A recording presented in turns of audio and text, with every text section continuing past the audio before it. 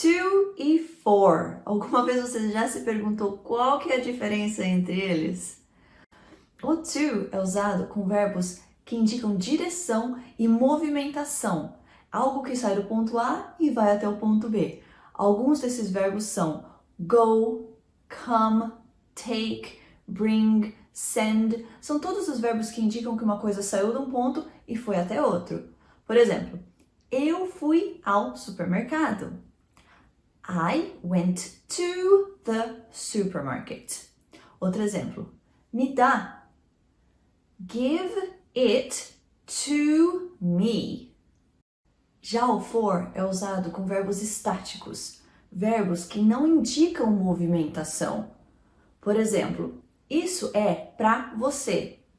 This is for you. Ou eles fizeram uma festa para ela.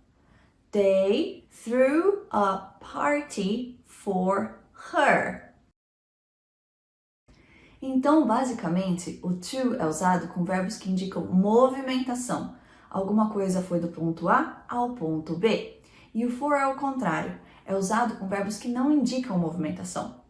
Isso vai te servir em 90% dos casos. Existem algumas outras regrinhas em volta do to e do for. Se você quiser se aprofundar um pouco mais nesse assunto, fica ligado até o final do vídeo que eu vou falar um pouco mais sobre essas exceções. Now let's practice with some exercises.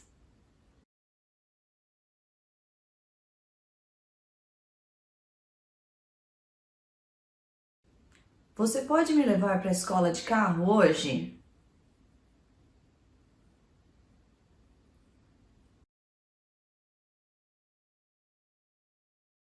Can you take me to school by car today? Can you take me to school by car today? Eu comprei para você.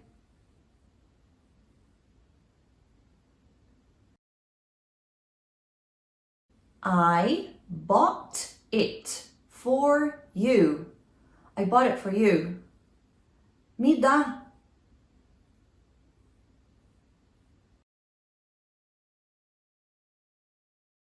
Give it to me. Give it to me. Vamos guardar para mais tarde.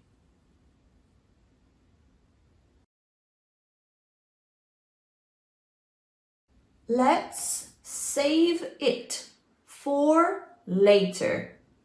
Let's save it for later. Eu gostaria de enviar essa carta para o Brasil.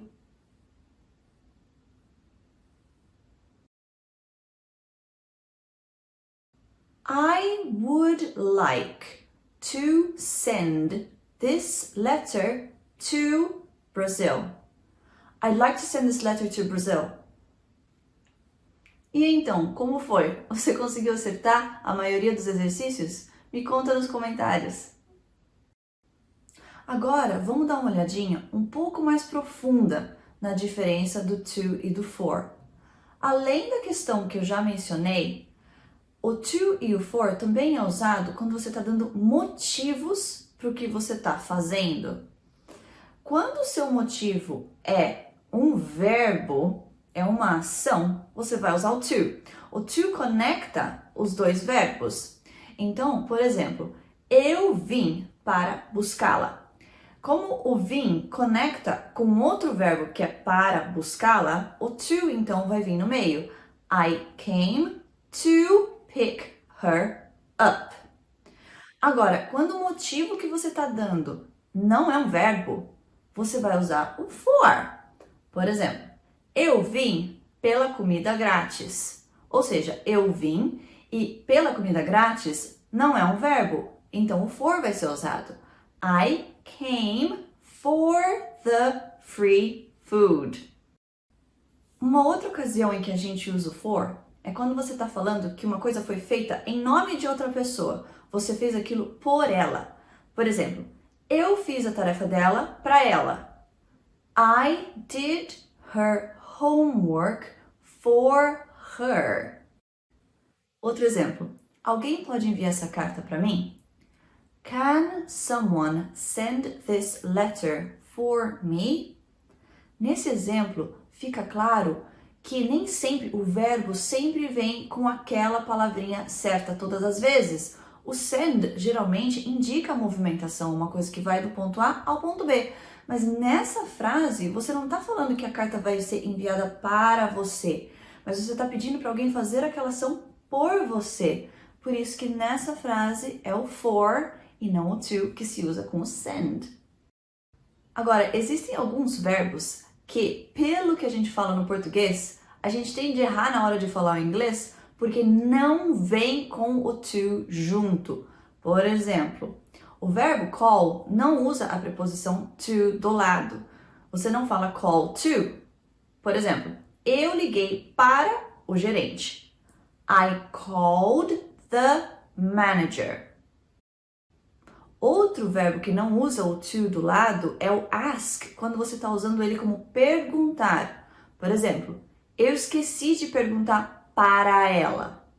I forgot to ask her. Mais um deles, o verbo tell, que significa dizer, não usa o to quando a pessoa para quem você disse aquilo vem logo depois do tell. Por exemplo, eu contei a verdade para ela. I told her the truth. Também a gente tem a palavra home. A palavra home não usa o to na frente. Por exemplo, eu quero ir para casa. I want to go home. E então, ficou um pouco mais claro? Essa é uma das maiores perguntas que eu recebo sobre o inglês, porque existem muitas pequenas diferenças entre o to e o for. Mas é só na prática que a gente realmente vai conseguir aprender a usar direitinho. Se você ficou ainda com alguma dúvida, deixa aqui nos comentários que eu vou responder.